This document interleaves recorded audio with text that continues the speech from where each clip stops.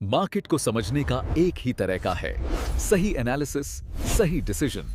आप देख रहे हैं एम ट्रेडिंग। कभी सोचा है कि ये दो चार्ट्स हैं, ये असल में हमसे बात कर सकते हैं?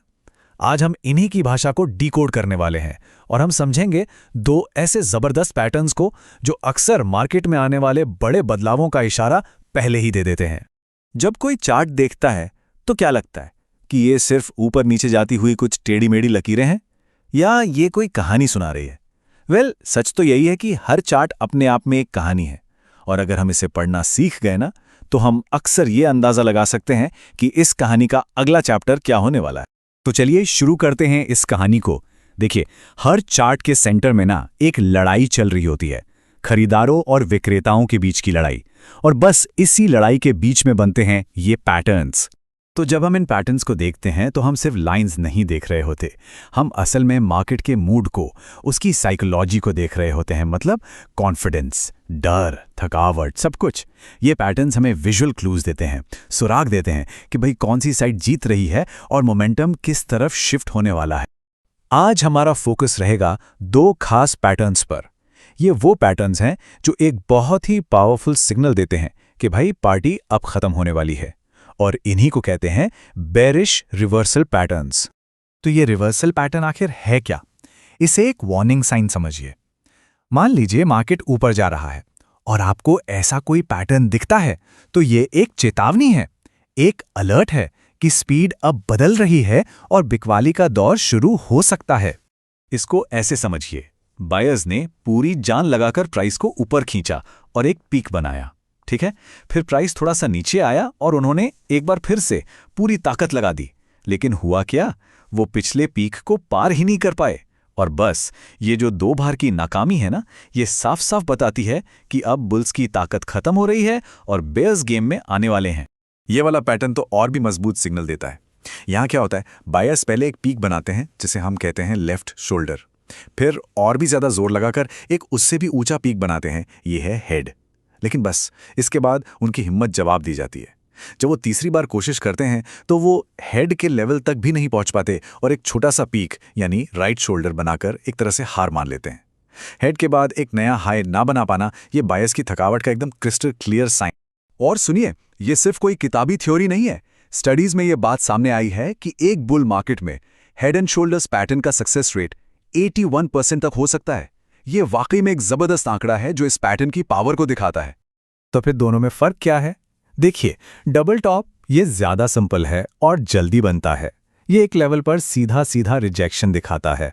दूसरी तरफ जो हेड एंड शोल्डर्स है वो धीरे धीरे बनता है और उसमें बायर्स की ताकत 3 स्टेज में खत्म होती हुई दिखती है, और शायद इसीलिए कई ट्रेडर्स इसे ज्यादा भरोसेमंद मानते हैं।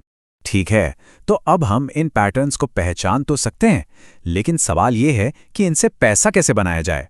चलिए अब एक ट्रेडर के माइंडसेट से सोचते हैं और देखते हैं कि इन सिग्नल्स पर एक्शन कैसे लिया जाए। डबल टॉप को ट्रेड करने के लिए सबसे जरूरी चीज है पेशेंस। आपको इंतजार करना होगा नेकलाइन के टूटने का।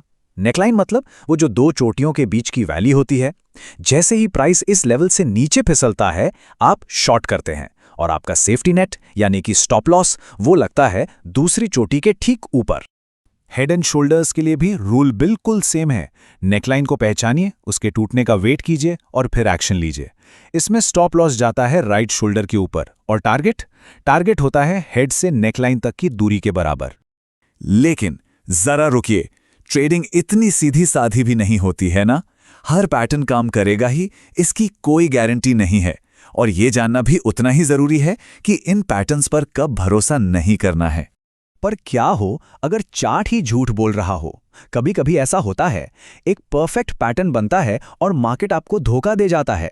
इसी को कहते हैं फेल्ड पैटर्न, और यही वो जाल है जहां कई नए ट्रेडर्स अपना पैसा गंवा देते हैं। तो सबसे बड़ी गलतियां क्या होती हैं? नंबर 1, पैटर्न के पूरा बनने और नेकलाइन टूटने से पहले ही ट्रेड में कूद जाना, बहुत बड़ी गलती। नंबर 2, वॉल्यूम को इग्नोर करना। अगर नेकलाइन टूटते समय वॉल्यूम नहीं बढ़ रहा तो ये एक रेड फ्लैग है, खतरे की घंटी है। और नंबर 3, जो सबसे जरूरी है, स्टॉप लॉस का इस्तेमाल ही ना करना। तो यहां एक गोल्डन रूल याद रखिए, कभी भी सिर्फ एक पैटर्न के भरोसे मत बैठिए। इसे अपने टूल किट का बस एक टूल समझिए। खुद से पूछिए, क्या वॉल्यूम इस गिरावट को सपोर्ट कर रहा है? क्या आरएसआई जैसे मोमेंटम इंडिकेटर्स भी कमजोरी दिखा रहे हैं? जब कई सारे सिग्नल एक ही तरफ इशारा करते हैं, तभी आपका कॉन्फिडेंस बढ़ना चाहिए। तो एक सवाल मन में आता होगा कि आज के इस एल्गो ट्रेडिंग वाले ज़माने में क्या ये 100 साल पुराने पैटर्न्स आज भी काम करते हैं? जवाब है, बिल्कुल करते हैं। और इसका जवाब छिपा है इस एक आइडिया में। देखिए, टेक्नोलॉजी बदल सकती है, पर इंसानी फितरत, ह्यूमन साइकोलॉजी नहीं बदलती। ये पैटर्न सिर्फ लाइंस के बारे में नहीं है, ये हैं डर और लालच के बारे में। ये वही इमोशंस हैं जो 100 साल पहले भी मार्केट्स को चलाते थे, और इसीलिए ये पैटर्न्स आज भी उतने ही रेलेवेंट हैं। तो अगली बार जब कोई चार्ट सामने आए तो सिर्फ लकीरें मत देखिए, उस कहानी को पढ़ने की कोशिश कीजिए। क्या उसमें डर, थकावट या मोमेंटम में कोई बदलाव नजर आ रहा है? क्योंकि अब उस भाषा को डिकोड करने की शुरुआत के लिए टूल्स आपके पास हैं। ट्रेडिंग सिर्फ स्किल नहीं, ये एक डिसिप्लिन है। लाइक करें, सब्सक्राइब करें और ट्रेडिंग स्मार्ट बनाएं।